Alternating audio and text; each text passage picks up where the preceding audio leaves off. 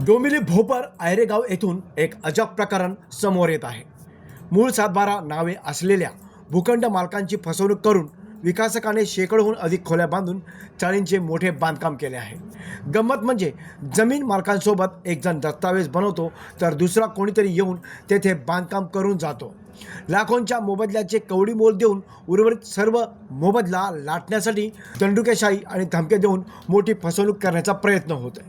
अशा प्रकारच्या घटनेमुळे जमीन मालक व त्याच्या वारसदारांना अतिशय आर्थिक नुकसान सहन करावी लागत असून याबाबत वारंवार महानगरपालिका, माहितीचा अधिकार, पोलीस स्टेशन सर्व प्रशासनाशी चक्रा मारून निवेदन देऊन देखील अद्याप न्यायाच्या प्रतीक्षेत आहेत। पाहूयात त्यांचे काय म्हणणे आहे। भोपरगाव येथील भूमापन क्रमांक 7/4 खाते क्रमांक 98 ही जागा असून सदर जागेविषयी या जागेवरती चाळी बांधलेल्या आहेत आणि त्याविषयी संबंधित बिल्डरनी कोणताच वैध करारनामा न करता त्याचप्रकारे भूखंड मालकांची संमती न घेता त्यांनी या चाळी बांधलेल्या आहेत। त्या संदर्भात त्यांनी कोणतेच दस्तऐवज प्रदान केलेले नाही आहेत। या संबंधित लोकांकडे त्याविषयीचे कोणतेच कागदपत्र उपलब्ध नाही आहेत। या गोष्टीची वारंवार विचारणा केली असता कल्याण डोंबिवली महानगरपालिकेमध्ये माहिती अधिकार अर्ज दाखल करून देखील 2 महिने झालेले आहेत। तरीसुद्धा कल्याण डोंबिवली महानगरपालिकेच्या अधिकाऱ्यांनी व कर्मचाऱ्यांनी चाळी बांधण्याकरिता नगरपालिकेने कोणती परवानगी दिली आहे किंवा कसे किंवा त्यासाठी कर लावलेला आहे किंवा कसे हे विचारले असता संबंधित अधिकाऱ्याने दुर्लक्ष करून माहिती अजूनपर्यंत दिलेली नाही। त्या संदर्भात मी तक्रारसुद्धा दाखल केलेली आहे।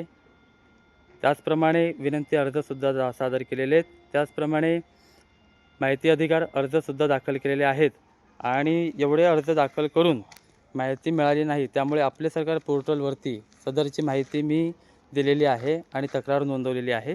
नगररचनाकार, त्यानंतर सामान्य प्रशासन आणि त्यानंतर 10E प्रभाग क्षेत्र कार्यालय रिजन्सी या ठिकाणी वारंवार गेलो असता त्यांनी वारंवार मला दुर्लक्षित केलेले आहे। 2 महिने त्यांच्याकडे मी फेऱ्या मारूनसुद्धा त्यांनी मला काहीच उत्तर दिलेलं नाही आणि उडवाउडवीची उत्तरं करून त्यांनी दुर्लक्षित करून जबाबदारी टाळण्याचा प्रयत्न केलेला आहे। सर्व प्रकार लक्षात घेऊन सर्व परिस्थितीची जाणीव होऊन सुद्धा महापालिका डोळे मिटून का गप्प आहे? की महापालिकेचे आणि विकासकाचे काही साटेलोटे आहे का? या सर्व बाबतीत आपल्याजवळ सत्यप्रती उपलब्ध असून उच्च न्यायालयाचे दरवाजा ठोठावून माहिती अधिनियमाचे उल्लंघन झाल्याबाबत याचिका दाखल करण्याचा इशारा दिला आहे। जर मी संपूर्ण कल्याण डोंबिवली महानगरपालिकेच्या अंतर्गत येणाऱ्या अनधिकृत बांधकामावर कारवाई करण्यास मागणी केली मुंबई उच्च न्यायालयामध्ये तर त्या ठिकाणी मी जबाबदार नसून केवळ कल्याण डोंबिवली महानगरपालिकेचे आयुक्त आणि कर्मचारी जबाबदार असतील, याची आपण नोंद घ्यावी। Bureau report, Janshakti, Dombivli.